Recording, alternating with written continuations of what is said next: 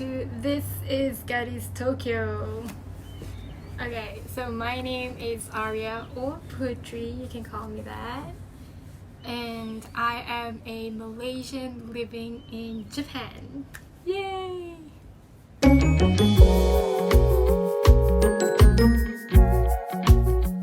I actually moved to Tokyo in 2018. It was the greatest decision I've ever made. I came back to Malaysia for a holiday last year in 2020 and I got stranded in KL for like the past 1 year plus.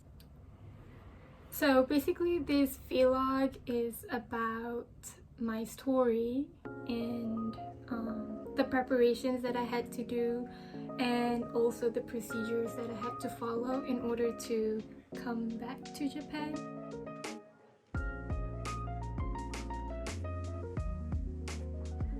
Okay, first up, the preparations that you need before your departure or before moving to Japan is to get your COE. It is actually a document and it's issued by the Immigration of Japan.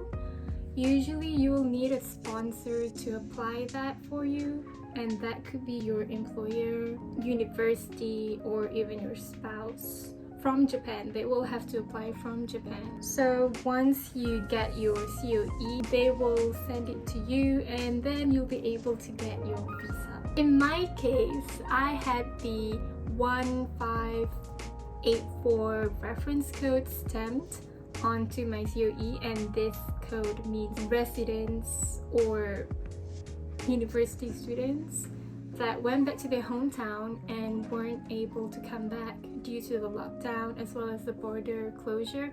So they stamped this on your COE, and this is the type of visa that the embassy are currently accepting. So next step is to apply your visa at your local embassy as well as your local consulate. Well, there's a lot of things going on because of the pandemic especially. So I'm guessing you will have to make an appointment to go there or make a phone call. What I did was I just emailed them. So email them your details and why you want to apply for the visa. Currently, the embassy are only accepting 6 categories. That will be spouse or child to Japanese, spouse or child of a permanent resident, long-term residents, and COE holder with my reference code, the 1584 reference code. Last 2 will be instructor or professor as well as medical. Yeah. So currently the Embassy of Japan are only accepting these categories, so if you're not one of them, then it's going to be a little hard. The embassy, they will ask you to submit some documents and all in PDF format, and finally you wait. So you know the thing is, like, the embassy tells us like, oh, it may take like a month or so for it to be processed, but in my case it only took 5 days. Thank you. I applied on April 30th, and by May 7th they actually called me up to get my visa. I mean, it's done. And once I get my visa, you visit the embassy and then you submit the physical documents. That would be your passport, the visa application filled and signed, your original COE, and I guess that's it. Yeah, you finally wait for about 30 or 40 minutes or so, and then you'll receive your visa on your passport and you'll be ready to go. So once you receive your visa, the embassy will be handing out like a document handout.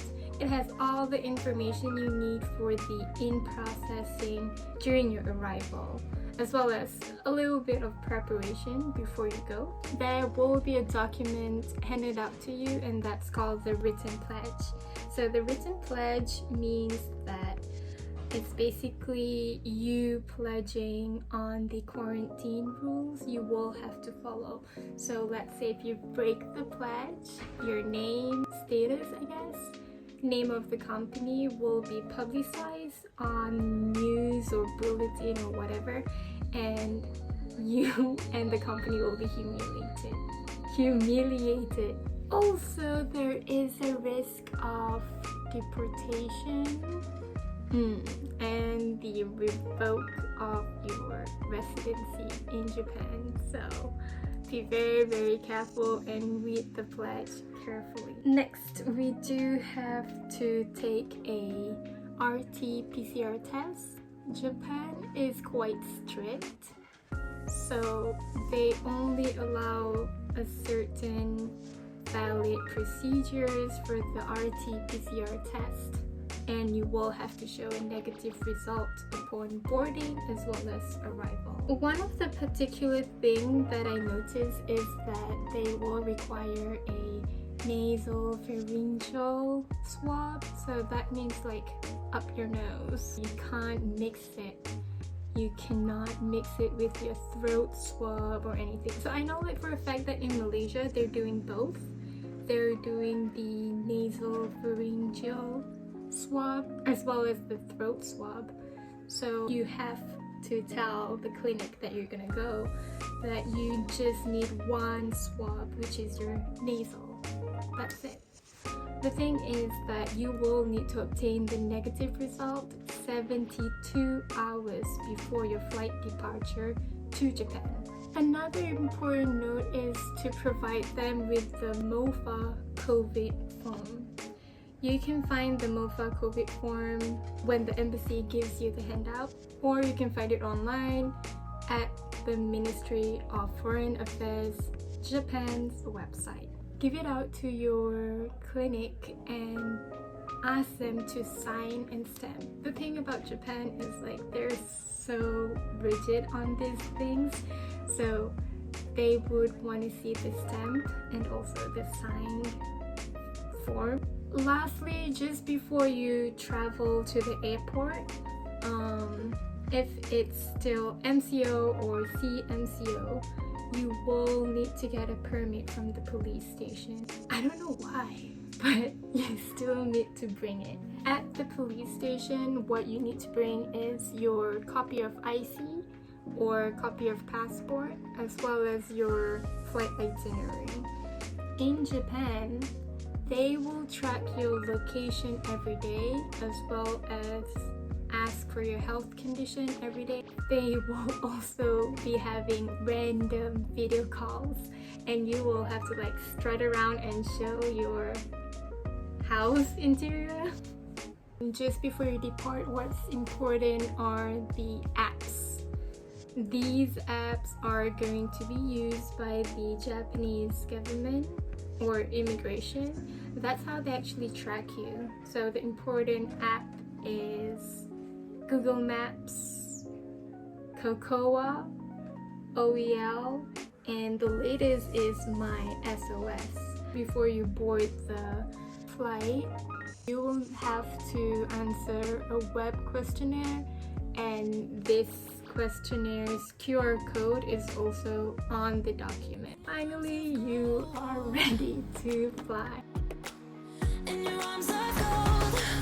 It's funny how easily a life can be torn apart. Why couldn't I simply see that I was sick at heart and I am in deep debt? The climb we did was unreal. You made me so speechless. I just can't believe it. You broke the coldness somehow and lit up a flame. Ooh, I was my own enemy. Screamed out loud because it felt impossible in my bones.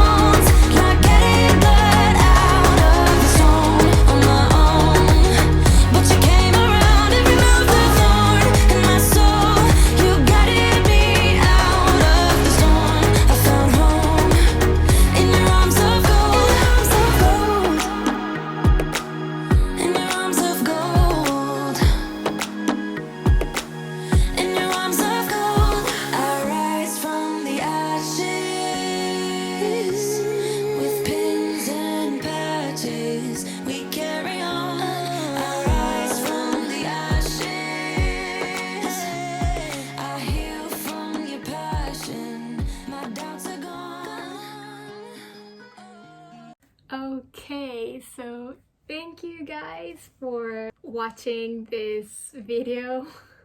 I'm so sorry, I'm like super awkward. This is my first time doing this, so please do not judge. It's not good. Anyway, in this video I did cover about the preparations that you have to take before departing to Japan, as well as the in-processing documents that you need to submit, as well as preparations for that. Yeah, so I do hope you do enjoy this little video of mine. Please like and subscribe. I might be posting more Japan vibes video if you're into that, and comment below what kind of things you want me to talk about or show in Japan. Okay, bye, see you guys.